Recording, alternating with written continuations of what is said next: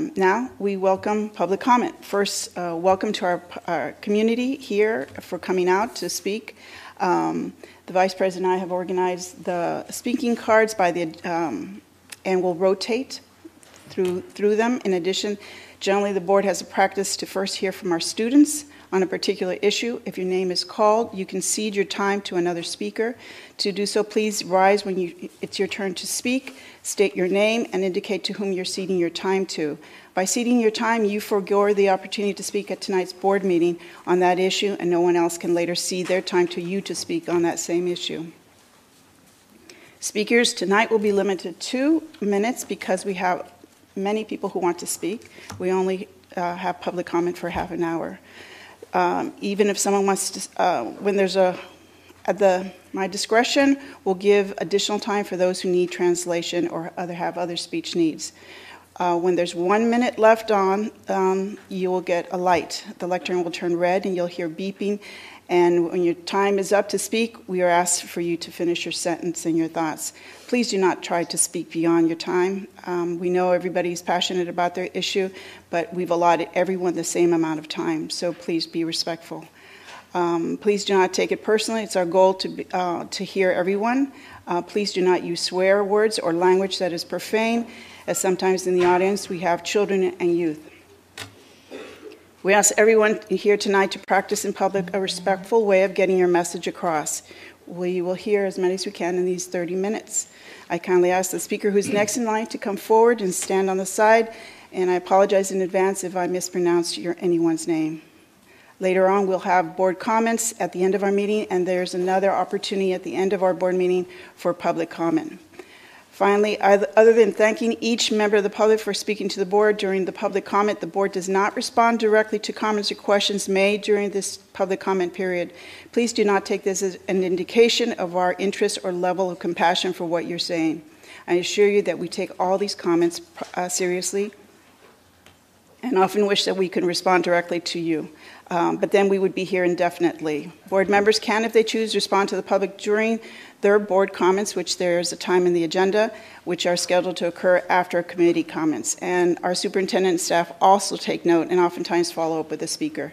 Board members also have computers, and oftentimes during public comment are typing and taking notes to follow up with the superintendent or a staff regarding issues of concern that have come from us to the public. We take very seriously the community has made time to come out of the board meeting instead of being with their family at home. So we'll start now.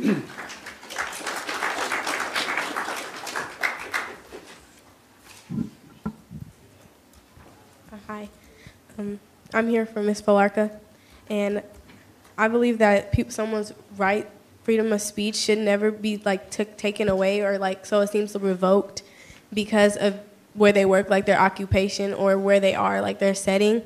And I marched with Ms. Felarca before on Martin Luther King Day for Mike Brown and justice for people who face oppression, all people who face oppression. If they are, and I feel like if teachers who are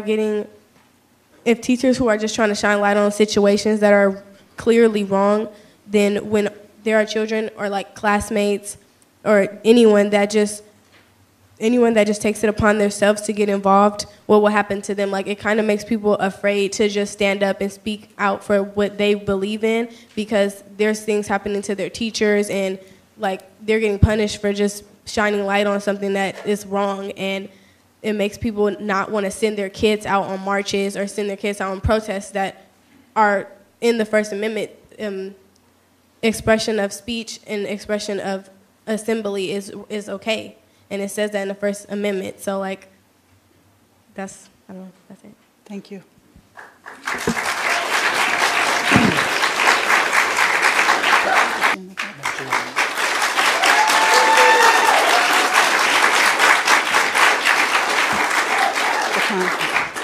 Can you fix the time?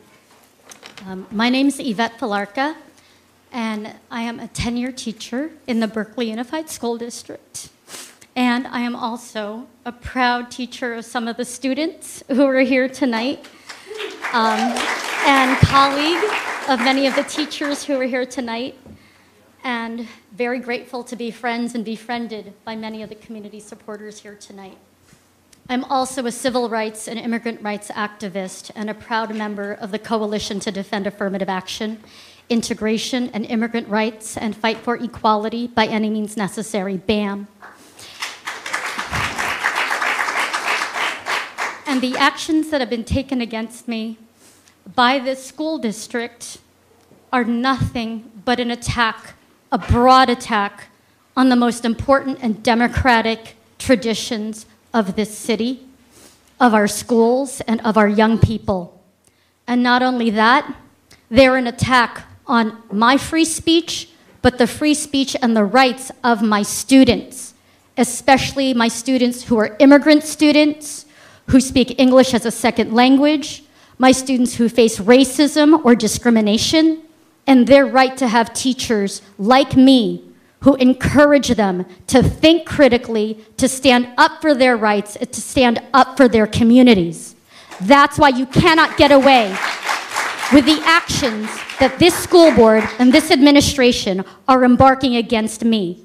Suspending me from my class that was just done this afternoon, barring me from access to do my job, and barring me from having the chance to continue to teach students is not only silencing me, but it's silencing them, and I promise you, you will not get away with this. Berkeley is strong. We are not Walnut Creek, we are not Piedmont, and we are not Orinda. We're Berkeley Unified School District, and we're gonna fight to stay that way.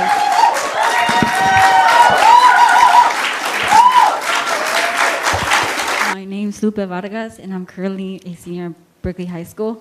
I've decided to come forth tonight and speak for Ms. Felarca. I would not have the motivation or the confidence to be standing here if it wasn't for such an inspirational woman. She has opened not just mine, but countless others' minds to new cultures and overall just a different way of thinking and seeing the world. Not only that, but on a personal level, she's taught me to be a leader in my community and to stand for what I believe is right. If anything, you should be grateful and embrace this wonderful teacher. She's exposing kids to ways to struggle so that we don't let history repeat itself, like the quote says. She teaches us that even if there's a lot in reality that's bad, there's hope because there's people like her and there's people like me who stand up and make a change to make sure that we don't have to go through that again.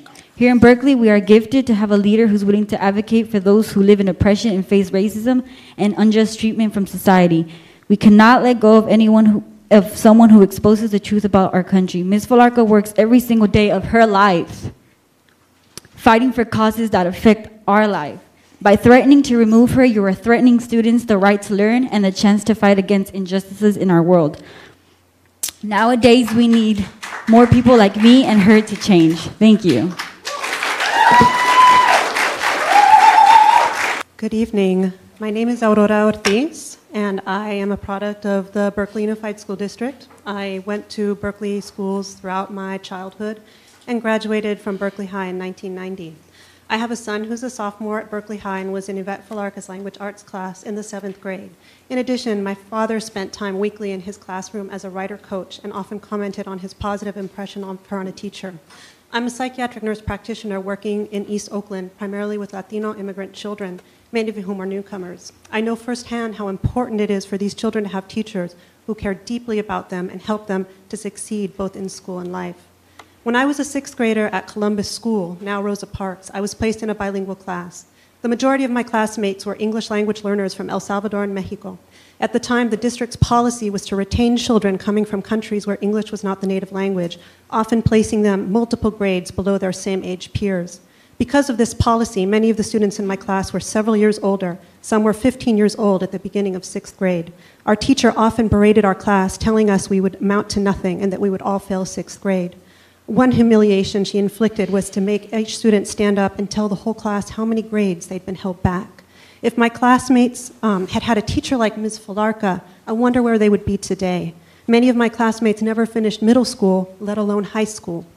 My father, who's a retired middle school counselor, was a volunteer coach in her classroom. He has this to say: she's a great teacher, particularly in a mixed classroom of English learners. She is warm, attentive, and runs a tight ship.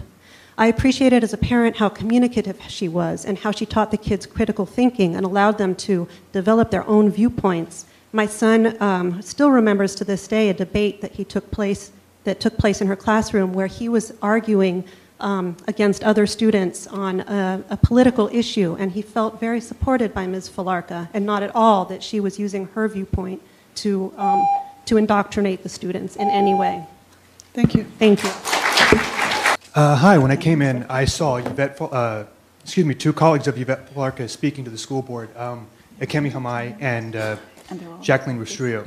I'm also a teacher at their site, and I have profound admiration for some of the teachers at my site, because we like all the other schools in Berkeley, we're a full inclusion district, which means that all the responsibilities that I would take on as a special ed teacher at the same site are unloaded onto the gen ed teachers. And the competence and the diligence and the compassion and the commitment that I see from the teachers at my site just amazes me every single day that I'm there. And I have to wonder if the wrong people targeted some of the other competent teachers at my site, like they targeted Yvette Felarca. I have to doubt that you would stand up for her or protect them. And I have to doubt that you would stand up and protect me. Because if they're able to bully you and twist you to do something like this in this district, in Berkeley Unified, I have seen so much done in my site that really has disillusioned me with this district in terms of administrative effectiveness. I'm constantly put off with platitudes and promises and pats on the back of the good job that I'm doing, but so little in terms of resources are ever done for us. That you have any competent teachers in this district is amazing to me, and you should do everything you can to keep them at the sites. Thank you. Mark Airgood. I'm with BAM, the Civil Rights Group, and I'm a special education teacher in Oakland. I'm here to speak against and oppose the witch hunt against Yvette Felarca, the political witch hunt. The Berkeley Unified Schools Administration attack on Yvette makes a lie of all the principles that this community stands on. It's absolutely political targeting based on the fact that Yvette stands up for black students, Latino students, immigrant students, all students in the community of Berkeley, and the right to free speech. What is a witch hunt? It's when Yvette goes to Sacramento to protest, to demonstrate, to stop the fascists, these are Nazis, from marching in the summer, is stabbed along with 8 other anti-fascist protesters by the Nazis. Is then the district's response is not to ask, are you okay, Yvette, to call her. It's to, within 2 days, have a 300-page discipline delivered to her. That's a witch hunt. A witch hunt is, as I was talking to a parent that's here right before this meeting, a witch hunt is to pull Yvette's students out of class, not notify the parents, interrogate them without any notification, without any representation. That's not only a witch hunt, it's completely illegal. It's trying to manufacture, trying to bring students in to a political witch hunt that they want no part of. We can't allow Donald Trump to take over the politics of Berkeley. This community stands on the principles of the free speech movement, of the civil rights movement. The attack on Yvette is an attack on students, on anti-racist community, on the entire community of the city. This board needs to take control. This board needs, you're elected to take responsibility. You need to end this now. Thank you.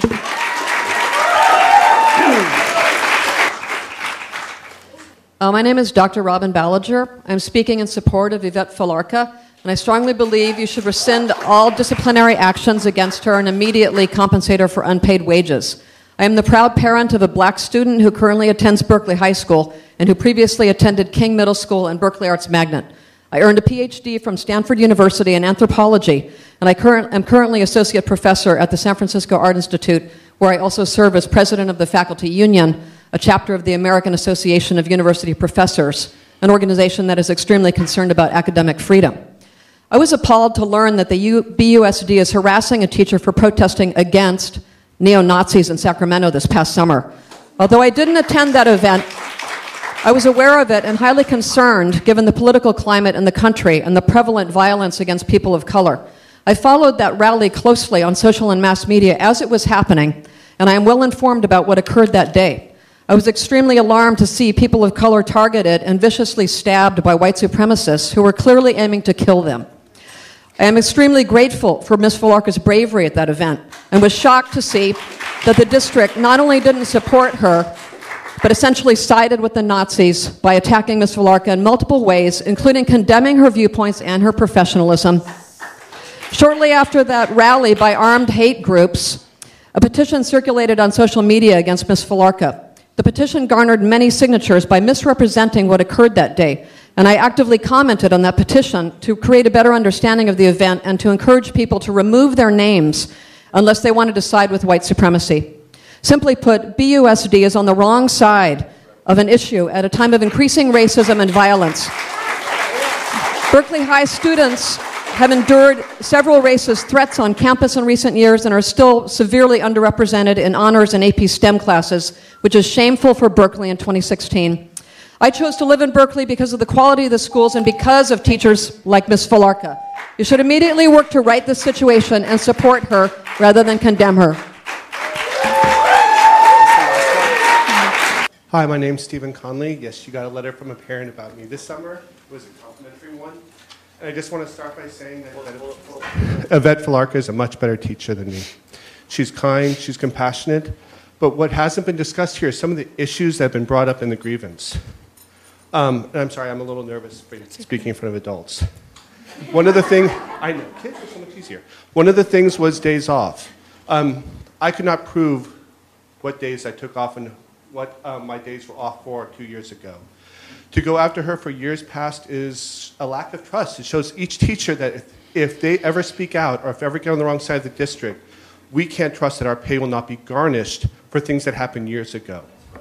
The second issue in that complaint is talking badly about administration. I know it was worded slightly differently, but let's be honest, this is America, and talking badly about your boss is a national pastime. And it also allows us to let off steam, brainstorm, express opinions, and if this is the way it's going, where will that stop? It's not even an issue of education. Finally, one of the issues that was expressed in that is indoctrination of students in the complaint. I've got to say, I grew up in a very conservative area in rural Nevada. I mean, kids brought shotguns in the back of the truck after going duck hunting. And some of the videos we show in morning wake-ups, some of the comments that are made in public schools would be shocking in the conservative community. Freedom of speech has to extend to the schools. And more importantly, I've subbed in her class. You have many teachers here supporting her. What she has expressed has not silenced any parents. One parent complaining in multiple years. The final fact I'd like to say in my last 15 seconds is that she has been teaching for multiple years, that, has not gotten a bad evaluation. If there was a concern or a complaint, it should have been dealt with in evaluation time. Kids should have not been pulled out of their classes. Thank you. Thank you. Muchas gracias to our students, our parents, and our community who came to speak during public comment. If you did not get to speak, you're welcome to stay at the end of the board meeting when we have an extended period of public comment. Additionally, you can always email the board directly. Yes? No? We have 30 minutes. We allot 30 minutes.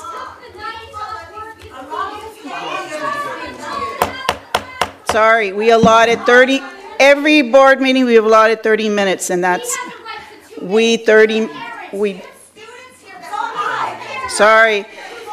You can write to the Board of Ed at berkeley.net. Each board member also has office hours, which are listed in the board packet. You can come, you can stay for the extended board comment at the end of the meeting. We read the cards. We do 30 minutes. We do 30 minutes of public comment. Every board meeting has been held to 30 minutes. Sorry. At the extended, at the end of the board meeting, you can come. Now we have an opportunity to hear from our unions. The district has 4 unions. The Berkeley, we have 4. We have held 30 minutes. The Berkeley, I'm not, sorry. Now there's an opportunity to hear from our unions, the Berkeley Council of Classified Employees. My son is pulled up from the school today They asking questions. The, I never seen this. I'm from Africa, and I'm speaking. I'm today. sorry, we have 30 minutes and we have held, we will do 30 minutes. We've done 30 minutes.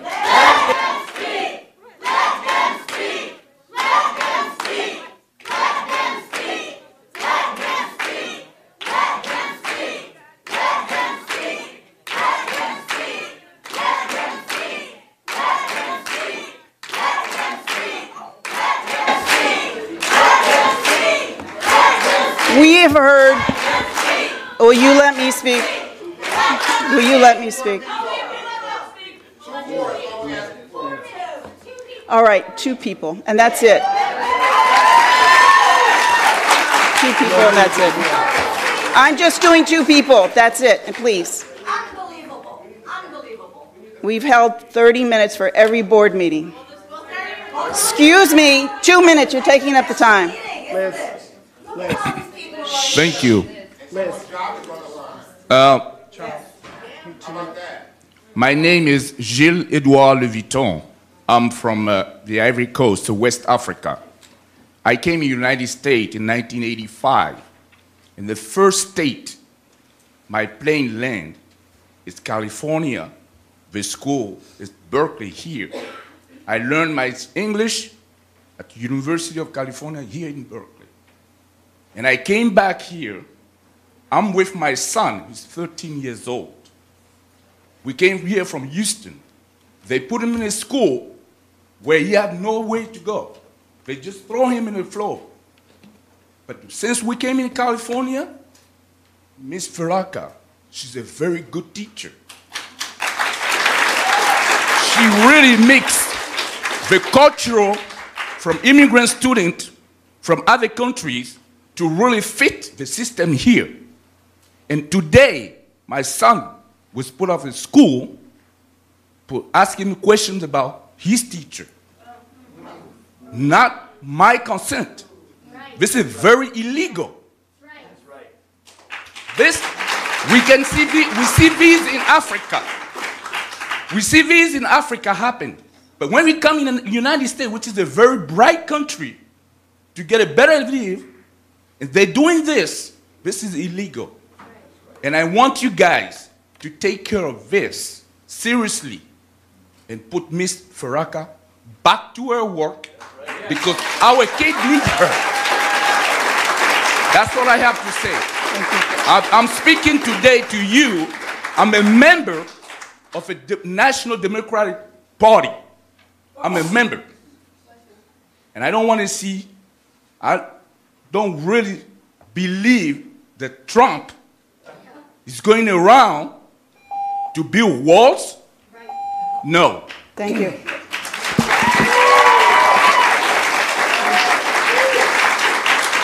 Are you the second speaker?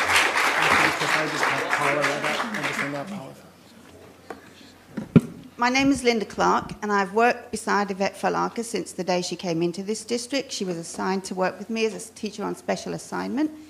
I had 21 students as a moderate severe special education teacher. If any of you know anything about special education, you know that's impossible to do.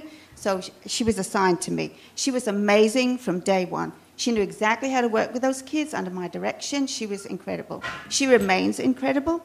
She's an amazing teacher. She produces lessons that all of her students can access. She doesn't just teach to the middle, to the top. She teaches all of them. She'll accommodate the work. She talks to the SPED teachers constantly about how to include everybody. I've been on a march with her to Sacramento about the dreams. Forgot what it's called. But I did not hear any indoctrination. I heard a teacher who was deeply caring about her students and her job and wanted her students to not suffer the indignation and humiliation of racism, which is abound and rife in this country, believe it or not. And I stand by her because she always stands by me, and people should do that. And I want everybody in this room to know, do you know that the BUSD went into her bank account and took out her August paycheck? So that really bothers me. Can they go into anybody's bank account and take the money out? I don't know. I mean, it's ridiculous to me that that kind of thing can happen. And I also ask, have any of you actually ever gone into her room and watched her teach? I really challenge you to go and do that, because you'll see an incredible employee. And as Tim said earlier, I think it was Tim, he doesn't understand how so many amazing teachers work in this district, because we do not get the support and backing that we need. I think it's important to remember that Ms. Felarca was speaking against Nazis, and she's allowed to do that in her free time. Thank you.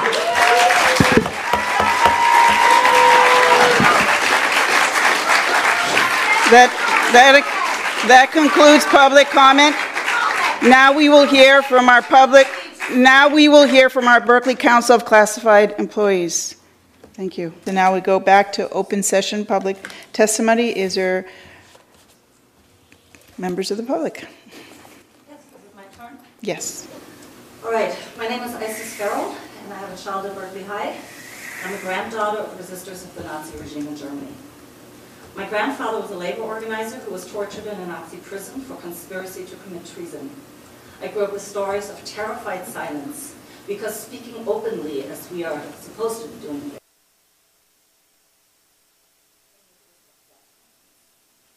some are upset that Ms. Felarca at King participated in stopping white supremacist groups from rallying at the Capitol in June, and accuse her and others of preventing the right to free speech. This is not about free speech. This is about self-defense. There's a long history of fascist activities in Sacramento, including arson attacks on synagogues and assaults on people of color and the LGBTIQ community. These groups do not engage in friendly chit-chat about ideology, but actively incite violence against our communities, and we must not allow them to hold recruitment rallies. The neo-Nazis approached the Capitol doing Nazi salutes and yelling the N-word as they targeted Black people in the crowd, stabbing them without hesitation to kill. They were armed with knives and at least 2 visible guns. It's a wonder no one died. The Nazi takeover of Germany also started with a handful of thugs who weren't taken seriously. In fact, German social democrats ordered their cops to defend the Nazis' freedom of speech to their own and everyone else's detriment. They were among the first outlawed and arrested after the Nazis came to power. My grandmother's fiancé, who might have become my grandfather, was not so naive and stood up to Nazi thugs as they mobilized to usher Hitler into power. He became one of the first political executions by the Nazi regime and was beheaded 2 blocks from where my mother and I grew up years later. With racist yearbook pages, a noose hanging from a tree, and a KKK message on a school computer at Berkeley High, we need teachers who understand this history to help prevent young people from being taken in by neo-Nazis and to help prepare them for when they're confronted with fascism in their own lives. Yvette Felarca should be commended for putting her body on the line and for teaching not only our children, but all of you what it means to take social responsibility and to defend our communities from fascist violence. I'm relieved and forever grateful for Ms. Felarca's courage and participation in stopping the neo-Nazis in Sacramento. And if she was in this room right now, I would thank her personally. I think that what you guys have done here today, to let the public wait while you all talk about your bureaucratic stuff, is really outrageous. I'm a person with a disability, and if I had been able to get out of here early on, I would not be quite as sick as I'm going to be after spending more time here than is really good for me. I'm chemically sensitive. The entire building makes me ill, and you guys made me wait here. For what? To be able to talk for 2 minutes about something that really matters to our children in the Berkeley schools. Thank you. Reinstate Ms. Felarca. That's all. Yes, my name is Linda Halpern. I'm a retired teacher and principal from Oakland, which is where I met Yvette years ago. When I became a principal, I would have recruited her if she hadn't already come to Berkeley. She's the type of teacher that I, as a principal, wanted on my staff, because there's no backstabbing, there's no back-talking. She's up front, She's passionate, she's honest, she has integrity that many people don't have. You see her, that is who you get. Her passion, her intellect, her cannot be questioned. She is being persecuted. For what? I worked in Mississippi in 1964. The Klan came at me with a noose. They told me I was going to be the first white girl they ever killed, and dragged me down the street, let go of the rope, and laughed all the way down with their white truck and their guns. Left me with the noose hanging there, peeing my pants all over myself. Well, not pants, because we had to wear skirts in 1964.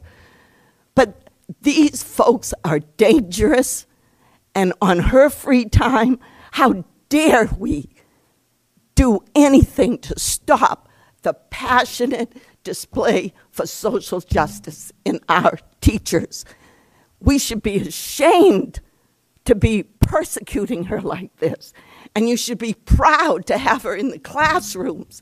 Now, my grandson ended up at Martin Luther King, and I went into her classroom to see if what they called was indoctrination was going on. Nothing. I went there all the time. She teaches skills. She teaches critical thinking. She teaches everything that a good teacher should teach, with compassion for her students and interest in their lives. You are so wrong in this. Please reinstate her. And God knows tomorrow when she goes and the kids don't see her in the classroom.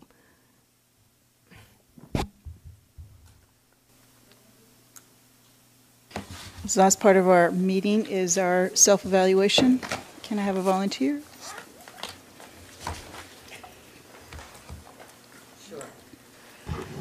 I think we kept on track. I think you did a good job at handling a situation in which you softened the rules in order to allow people who are very passionate to have additional time to speak. And I think that you handled that very well. And I've been appreciating these past 3 board meetings in which the discussion items are limited in number. It gives us the time we need to dig in without being here till 12 or 1. And it's never been easy, and it gets harder the older I get to have substantive discussions starting at 10 o'clock at night. So I appreciate the fact that we've been having our substantial discussions much earlier. It's good for us, and it's particularly good for our community because you could actually watch it without falling asleep. Well, maybe you could fall asleep because it was us, but so good.